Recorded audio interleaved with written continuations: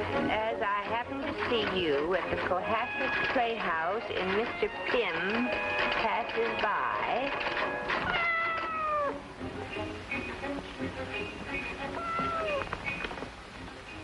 Well, I didn't think that was something Mr. Sands had dictated. He's more apt to bark. Who's in here? Nobody. But you were talking to someone, Susie. Meet Mr. Pym.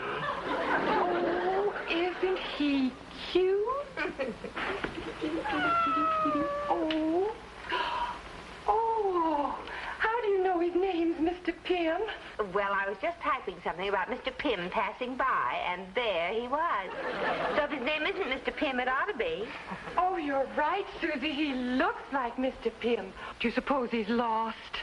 I don't know. Are you lost, Mr. Pym? They say it's good luck for a cat to come to your house. Well, this isn't exactly our house, Vi. I know. But, Susie, couldn't we... No, we couldn't. Why not? Cats just take care of themselves. Can you imagine what Mr. Sands would say? Just listen to him purr. Yeah, well, this hurts me more than it hurts you. Come on, baby. Oh, he is purring, isn't he? Come on, Susie. Now. Goodbye, young man. Oh, suppose he falls off. He wouldn't fall off. Cats are very sure-footed, you know. Good morning, ladies. Don't let me disturb you. Oh, good morning, Mrs. Sands. We were just admiring the view. It's been there for 10 years.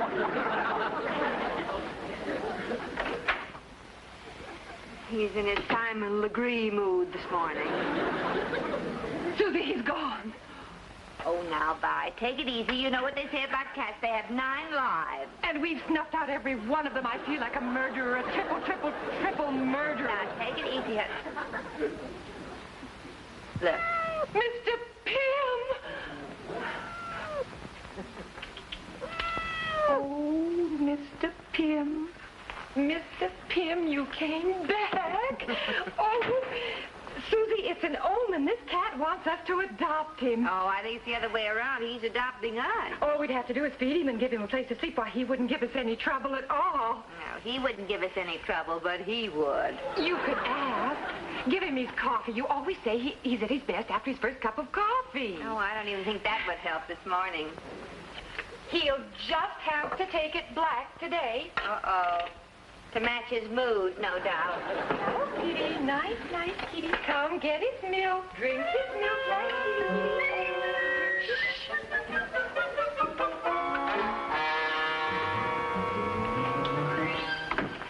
Here's your coffee, Mr. Sands. Thank you, Susie. Mr. Sands, do you like cats? I hate them. They're supposed to be good luck, you know. Not for me. I just lost a juicy commission because of one. Oh, come on now. I'm not kidding. Edmie Esmond turned down the lead in The Cat's Paw because it has a cat in it. She's allergic to them. Well, that's a pretty silly allergy. So's sauerkraut, but a lot of people have it. But you ought to do something about it. She does. She stays away from cats. Oh. Mr. Sands, do you mind if I ask you an if question? An if question? Well, here's my question. Suppose Sylvia, you know my friend Sylvia? Yes, I know your friend Sylvia. Well, suppose Sylvia found a cat, a perfectly beautiful cat, and she wanted to keep it in the office. Not forever, of course, but until she decided what to do with it. If you were Sylvia's boss, Mr. Goose, what would you do about it? Well, if I were Sylvia's employer, Mr. Guth, I would tell Sylvia that it's against the building regulations to have a cat in there, and that anyway, a cat has no business in a business office. But then you're not Mr. Guth, are you? You're much more intelligent and understanding and kind-hearted. Susie, when you talk like that, you have either done something or you want something. Which is it? Oh, Oh, neither one, Mr. Sands. I just deem it a good secretary's duty to respect and admire her employer. But I can see it's not reciprocal.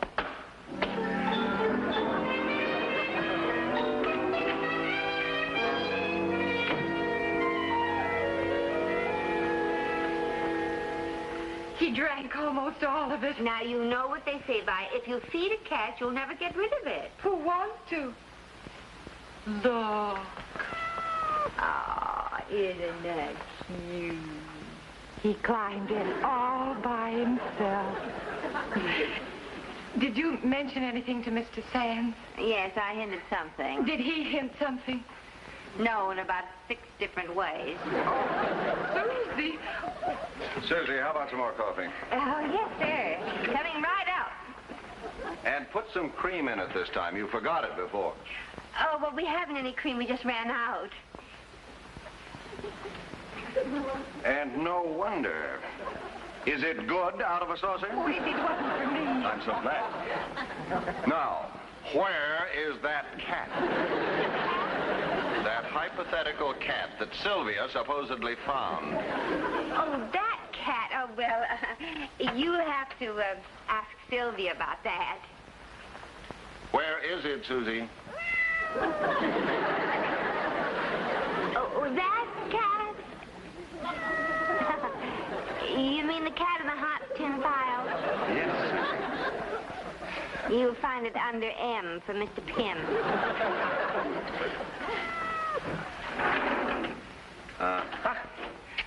And now you will put it under O for out. Out, but quick. We put it out once, but it came right back. Then take it to the pound. It won't come back from there. Take Mr. Pym to the pound. Mr. Pym. I know you don't like cats, Mr. Pym, Mr. Sands, but perhaps you don't realize that in Egypt, cats are considered sacred. And in India, cows are considered sacred, but that doesn't mean I have to keep one in my office. Well, it'll keep you from running out of cream. Get that cat out of here. Yes, sir, but don't blame me if we have all kinds of bad luck around here. I will take that chance. Susie, what do they do with them at the pound? Oh, they just keep them for a little while and try to find a good home for them. And if they don't? Well, I'd take him home, but my landlord doesn't even allow children. Yeah, it's the same with mine. He wouldn't even allow people if he didn't have to. Bye. Get me Mr. Sands' suitcase in my closet.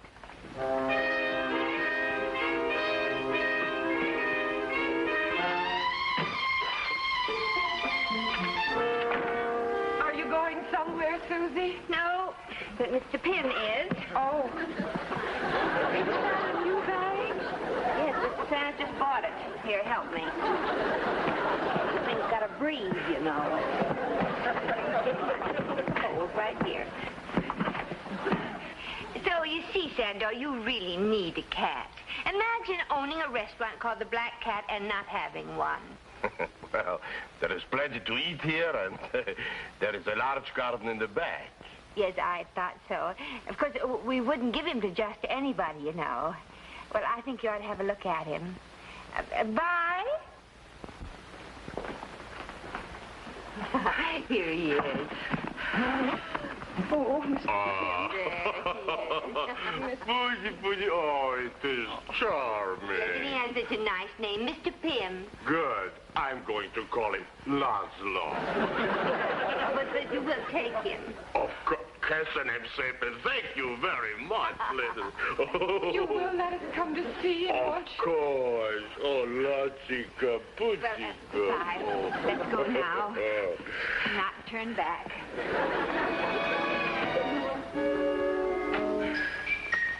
Doesn't it have an empty feeling?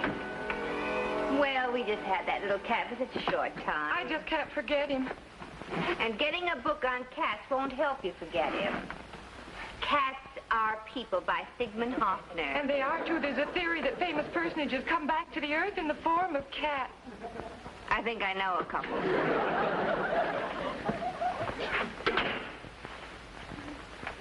Well, did you get rid of that animal? Yes, sir. Good. That's what you say. What did you bring this out for? I had something to deliver. I'll bet I know what. I think I hear my phone.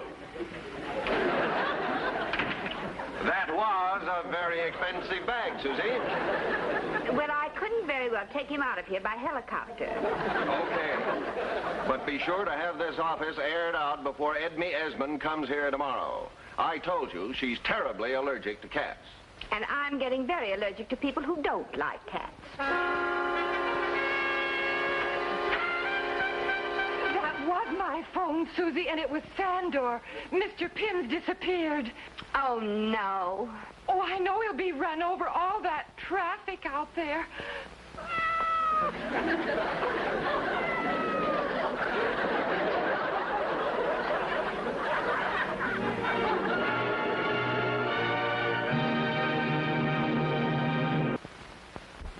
Here, come on, drive it. Come on, baby.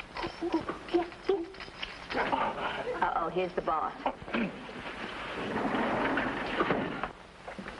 Good morning, Mr. Sands. Good morning, Vi.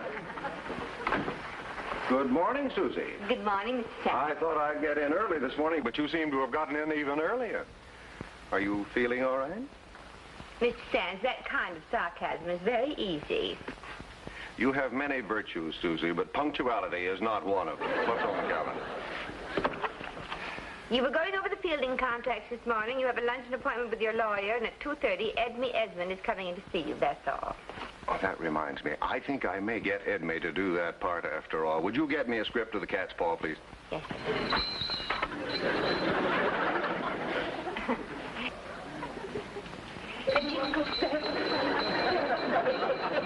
My grandmother always used to sing that. Did she ring every hour on the hour? Thank you.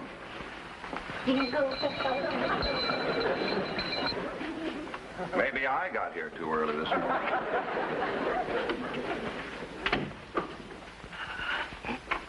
Susie. Shh. The cat woman's here. The what woman? Well, you know, the one you told me was allergic to them. Oh, no. Edme Esmond? Well, what's she doing here now? Stall it till I get the kitty out of the way. Well, Miss Esmond, we didn't expect you till this afternoon. I know. Wait till I tell you what happened. Could I have a glass of water? I'll get one for you. Are you all right? Well, you see, I was on a bus, and this woman sitting next to me was carrying one of those large canvas bags. You know, the kind they carry animals in? Yes. Well, I had this funny feeling. And I looked and I saw that she was carrying a cat in that bag. Oh, no. I just had strength enough to stagger off the bus and totter up here. I'm sure Peter won't mind my pulling myself together here. Oh, of course not. We'll find someplace better for you to pull yourself together. Here, Miss Esmond. Oh, my dear, you saved my life. Oh, there I go again. There isn't a cat around here by any chance. Oh, perish the thought. Come along, my dear, in here.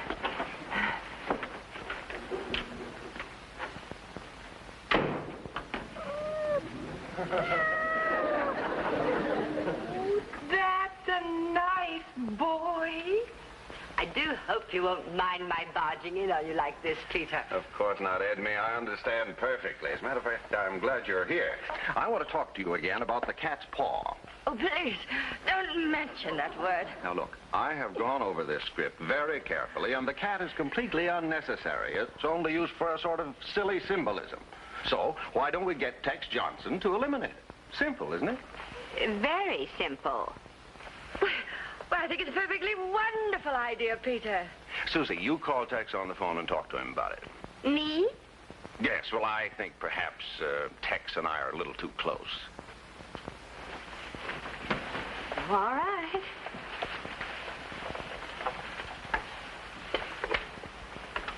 Vi, get me Tex Johnson on the phone. When did you develop this allergy to cats, Miss Esmond? Oh, I remember exactly. It was right after I got out of dramatic school. And this other girl and I, Gwen Yerrick was her name. We were up for the same role. And then it was my turn to read. A large yellow cat brushed my legs. I became violently ill. Oh, yes, and naturally the Yerrick girl got the part. Naturally. She made a play for the producer. The cat. Hello? Oh, Mr. Johnson. This is Susan MacNamara, Mr. Peter Sands' secretary. Mr. Sands asked me to call you about one of our clients, Miss Edme Esmond. Yes. Well, you know, she isn't particularly fond of cats. And if you would consent to eliminate the cat, she would... Mr. Johnson? Yes, I'll be sure to tell her. Mm-hmm. Well, thank you very much, Mr. Johnson. It's been an education talking to you. Bye. Well, what did he say? He said, for over 4,000 years, certain people of taste, discrimination, have recognized the charm and intelligence and virtues of the cat. Baudelaire wrote poems to cats, Goya painted them, and Gautier wrote a book about them. And Mr. Johnson says if Miss Esmond expects him to destroy his play by eliminating the cat, Miss Esmond is, and I quote, a low-grade moron, and something else I prefer not to read. Miserable hack! Doesn't he know that cats are the companions of devils and witches? And in spite of Gautier and Baudelaire and Goya, I'm deathly ill if they come within a mile of me.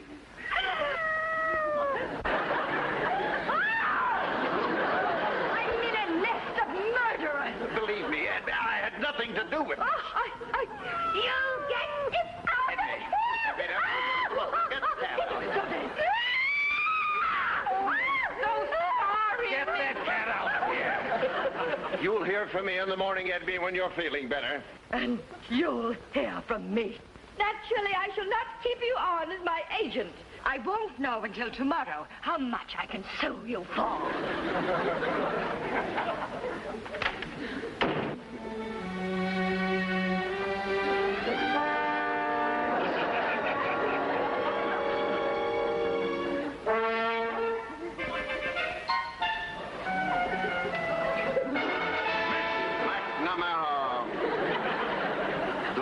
That you have just cost me a very important client is distressing. But more important is the fact that you have deliberately flouted my orders about keeping that cat in the office. And you have seen the consequences. Now, if you prefer a stray alley cat to your job or to me, that is quite all right. But remember, there is not room in this office for the three of us. Now start counting. Yes, sir. Yes, I understand, Mr. Kramer. Not everyone is equipped to live with a cat. Well, thanks very much. Any luck? Just try to give a cat away and you'll find out who your friends are. They either have a cat, they can't have a cat, or they're about to take a short trip around the world. Where, oh, where is the spirit of Baudelaire, Goya, and Gautier? I didn't see them on your list. Honey, did you talk the superintendent into taking care of Mr. Pym? We said he'd keep him in the basement for a few days until we could find a home for him. Good. Oh, it just doesn't seem the same without Mr. Pym. Well, everything would have been all right if that Edme Esmond hadn't come tottering in when she did. You know something? I don't think she has an allergy to cats. I think it's all in her mind. Psychosomatic. My, what an impressive word. Psychosomatic? Oh, well, I learned that when I went around with Dr. Palmer. You remember Dr. Palmer, don't you? He was branching out in psychiatry when I went with him. You know something? I think that Edme Esmond could use a good psychiatrist. I don't care what that woman needs. But I do. If we could overcome that alleged allergy of hers, not only would we get her back as a client, but we might talk Mr. Sands into coexisting with Mr. Pym. This idea has infinite possibility. I'm afraid the idea is too big for us, Susie. As Grandmother MacNamara said, nothing is ever too big for the MacNamaras. Now, let me see. Where is his number? P. Well, she did say that it all started when a catty rival took a part away from her. That's very interesting, Susie. You know, that possibly just might be the key to the whole situation. Oh, I believe your guest has arrived. Miss MacNamara, Miss Esmond. this is outrageous. When you wired me to meet at 332 East 44th, I had no idea it was this feline fire trap. The black, the very name nauseates me. And where is Tex Johnson? I thought he was coming here to apologize to me. Oh, dear, I'm sorry he was delayed. But this is Dr. Palmer. I've been telling him about your allergy. How do you do, Miss Esmond? Yes, I'm rather fascinated with your case. It's a phenomenon of a rare type. Oh, really? Yes, indeed. Well, I must tell you of my symptoms, but I'm afraid that would take hours. Oh, I have all the time in the world, Miss Esmond. Please, won't you sit down? Take it away. Go, take it away. Very interesting. I feel an attack coming. But this isn't a real cat, Miss Esmond. Of course not, but the very thought. I see. Then it's the thought of the cat that upsets you, not necessarily the animal itself. Why, yes. Miss Esmond, have you considered the possibility that all this is a result of your experience with a girl named Gwen Yarrick, who took a part away from you once, and whom in your mind you associated with a cat? Why, Dr. Palmer, how did you know about Gwen Yarrick? Well, I told him, Miss Esmond. Miss Esmond, perhaps you're confusing the symbol with the fact. Now, you were afraid of this girl, Gwen Yarrick, weren't you? You feared that she might take a job away from you which you wanted very much. You considered her a cat, and you became violently upset. And it was just at this moment that you saw a real cat, and you blamed your upset on it. You know, that makes sense. Even with the limited facts at my disposal, I would say, Miss Esmond, that yours is a false allergy. And now that you have a firm reputation as an actress, well, you can see you have nothing to fear from this cat, Gwen Yarrick. Oh, Miss MacNamara, why haven't I met this man before? I might say the same of Miss Esmond. Excuse me, Miss Susie, but your friend wants you to come to the office right away. She says it is very important. I think it is about Laszlo. Oh, I might have known. Just when it was getting interesting. Well, will you forgive me? Certainly. Run along, darling. Goodbye.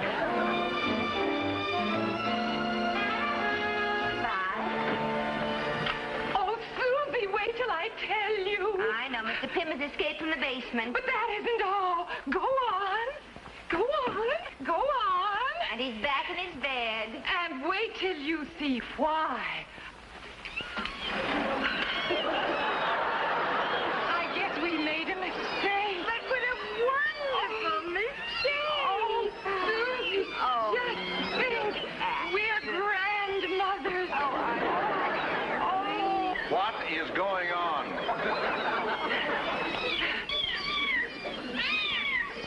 I guess you can put us all out on the street now, Mr. Sands. Susie, if you have...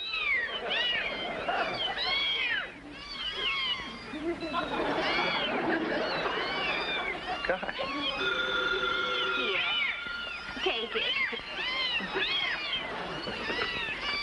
Hello. Oh, yes, Miss Esmond. Really?